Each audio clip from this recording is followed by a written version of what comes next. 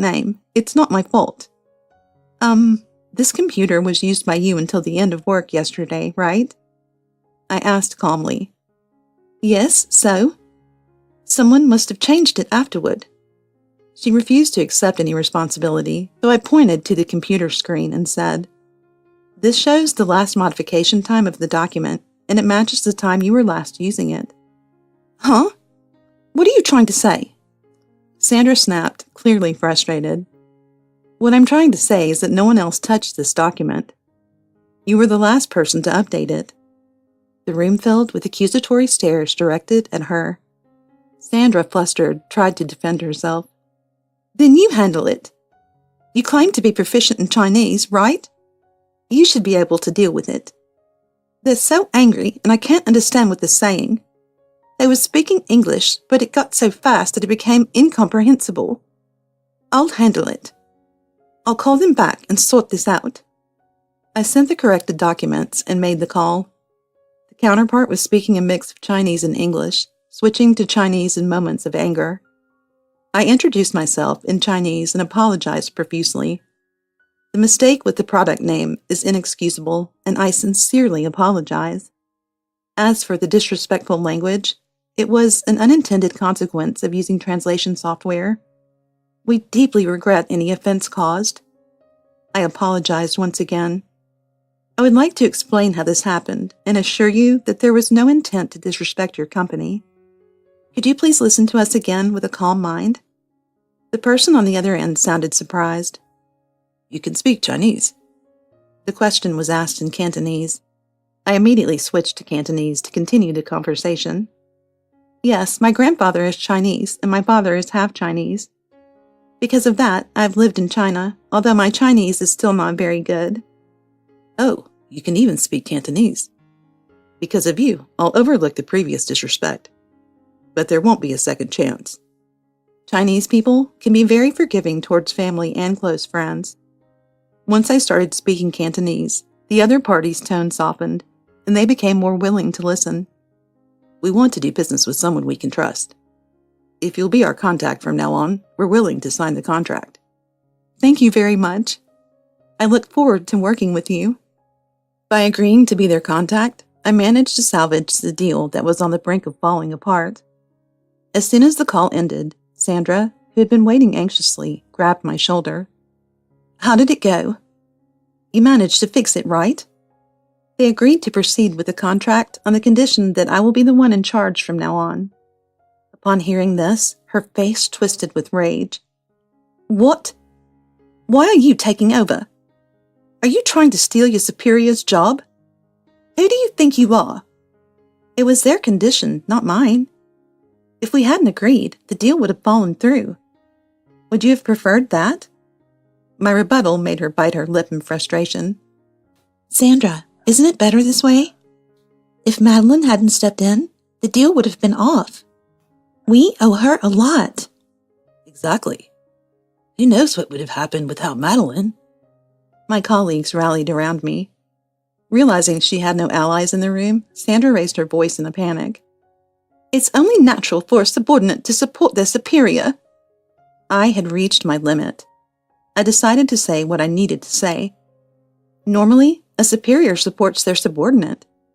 If you had let me handle this from the beginning, none of this would have happened. That's not my fault. The translation software is to blame. She kept shifting the blame, so I pointed out the crucial issue.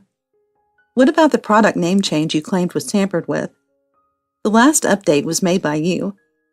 If someone really tampered with it, they must have sneaked in while you were away from your desk or hacked it externally.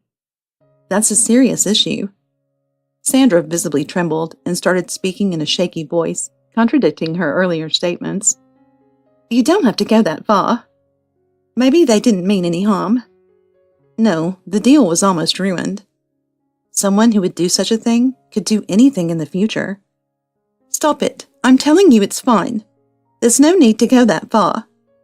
As Sandra strongly denied it, my colleagues, clearly amused, began to back me up. That's not true. This is a serious matter. We need to find the culprit. Until we do, we can't feel secure at work. There should be security camera footage. Let's check it. Yes, let's contact the security office and have them review it. As the chatter grew louder, Sandra finally couldn't take it anymore and shouted, "Stop! It was me. I was the one who made the mistake with the product name. I admit it. It was my fault. Is that good enough for you?" She stood there with her fists trembling at her sides. "At the time, you just kept blaming others for your own mistake. Is that what a responsible person does? I'm sorry, but I'll have to report this to the president." "The president? Why?" "It was the president who hired me. He specifically asked me to handle transactions with China and other Asian regions. That's why I suggested to you that I take over. I wasn't trying to undermine your position. I intended to support you, but it's unfortunate it came to this." With those words, Sandra collapsed weakly. Since then, she became remarkably quiet. No matter how much she tried to protect an attitude of "I'm competent," her colleagues viewed her coldly.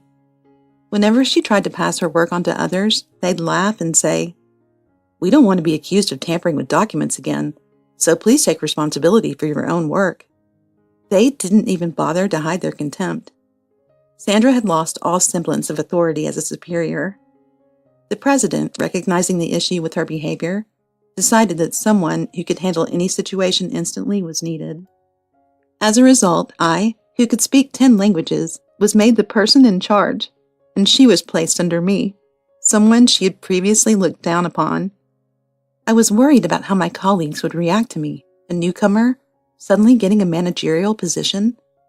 However, since they were used to dealing with merit-based overseas companies, they accepted the decision surprisingly smoothly. "Well, there's no one more qualified than you. After all, there's no one else who can handle 10 languages." My colleagues supported me with these words. They clearly preferred working under me rather than under Sandra. Unable to bear the cold stares from her coworkers and the fact she would now be my subordinate, Sandra eventually resigned from the company. 2 years have passed since then. I still work at the same company. This job is perfect for a language enthusiast like me, and I really enjoy it. Although I joined the company speaking 10 languages, I've learned even more over the past 2 years.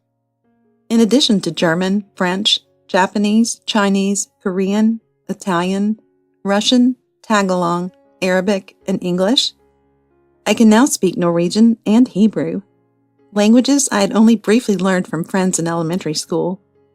A Norwegian company approached us for a new deal, and while communicating in English, I also used my basic Norwegian. The representative was delighted. Although we didn't finalize the contract due to mismatched conditions, we started communicating personally, and now we teach each other languages over Skype. I teach him Japanese, and he teaches me Norwegian. Moreover, I've started a language class at the company once a week, which has been very popular. Currently, I'm teaching Chinese. Even the president attends these classes, and he brings lavish treats every time, turning the class into a social gathering. This has fostered excellent communication and camaraderie within the company.